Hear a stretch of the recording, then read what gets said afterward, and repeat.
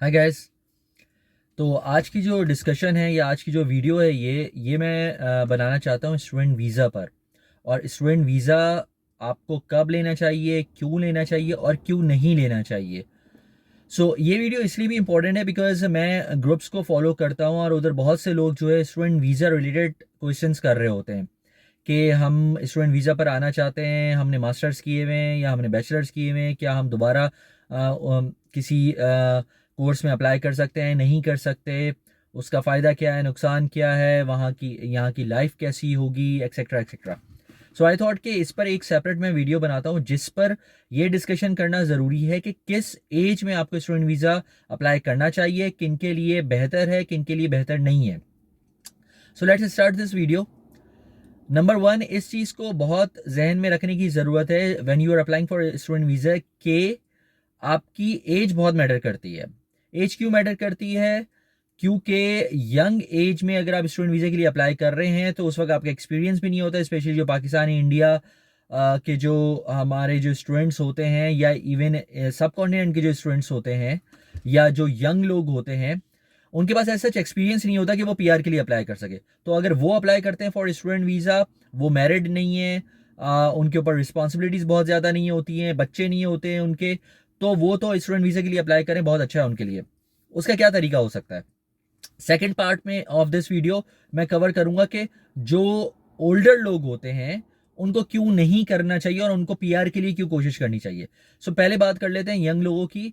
Young लोगों में इसलिए अप्लाई करने में ये फ़ायदा होता है कि अगर आप अप्लाई करते हैं और आप यहाँ पर आ जाते हैं तो जब आप पीआर के लिए लेटर ऑन अप्लाई कर रहे होंगे अपनी लाइफ में, फॉर एग्जांपल आप 18 ईयर्स के हैं या 20 ईयर्स के हैं, आपने बैचलर्स में एडमिशन लिया, आप यहाँ पर आ गए, आप 3-4 साल यहाँ पर रहे, बैचलर्स किया आपने, आपको ऑफकोर्स फीस खुद देनी पड़ती है, तो उसके लिए जो रेलेवेंट जो जॉब्स होती हैं वो आपको करनी पड़ती हैं, या आपको अपनी कंट्री से पैसे मंगवाने हैं, या आपके ऊपर है। लेकिन आप सिंगल होते हैं तो आप शेयरिंग में रह लेते हैं, आपके खर्चे कम होते हैं, खाना पीना कम होता है और दूसरी चीज़ें कम होती हैं, तो आप सर्वाइव कर लेते हैं, सेव भी कर लेते हैं, फीसें भी दे लेते हैं और उसका ऑब्वियसली आपको एडवांटेज होता है।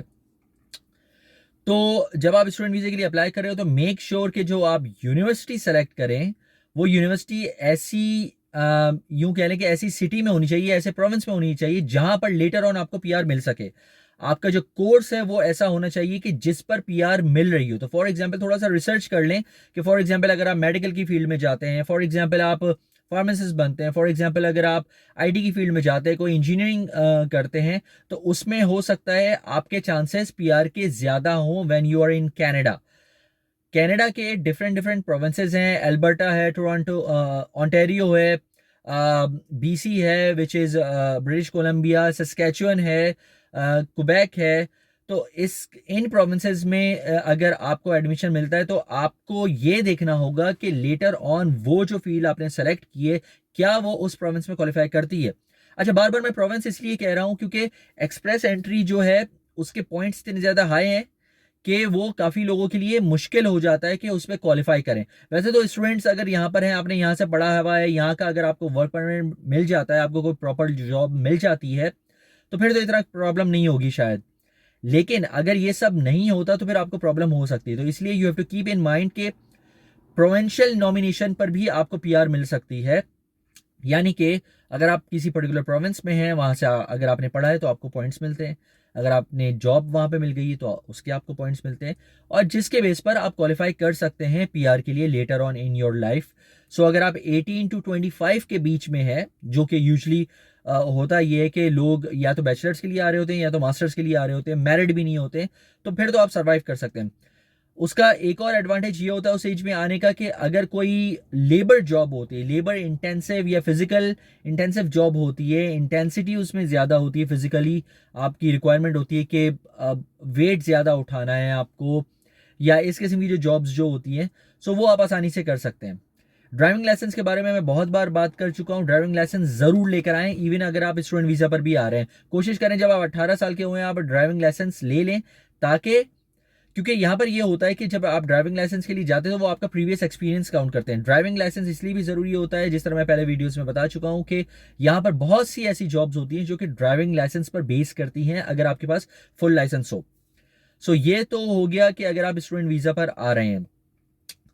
एक और चीज़ हाँ स्टूडेंट वीज़ा पे मैं मेंशन कर दूं कि आपने एजेंट जो सेलेक्ट करना है जो कि आपको सही तरह गाइड कर सके, वो अपने सही मतलब प्रॉपर रिलायबल सेलेक्ट करना है।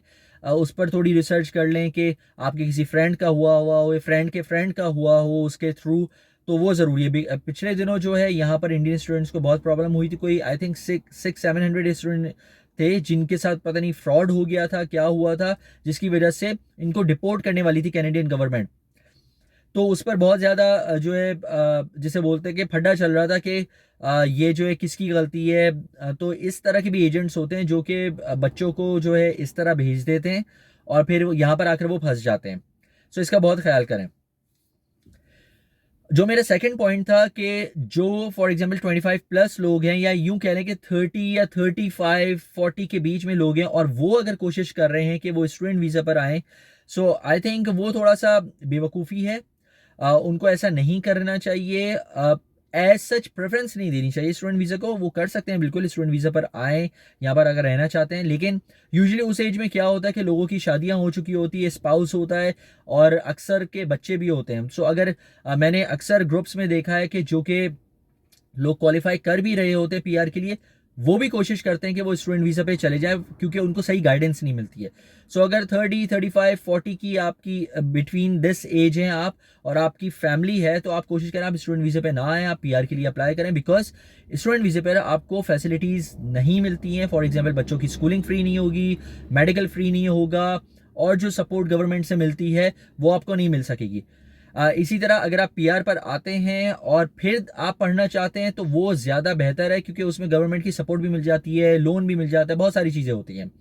लेकिन अगर आप उस एज पे आप इमेजिन करें कि आप जो हैं स्टूडेंट वीज़ा पर आ रहे हैं, तो आपको अपने स्पाउस का खर्चा उठाना पड़ेगा, और अगर स्पाउस काम कर भी रहा है फुल टाइम और आप स्टूडेंट हैं, तो वो 30-35 की एज ऐसी होती है कि आप स्टूडेंट लाइफ से बाहर निकल आ चुके होते हैं। आप पढ़ाई में उतना दिमाग नहीं चलता बहुत से लोगों का।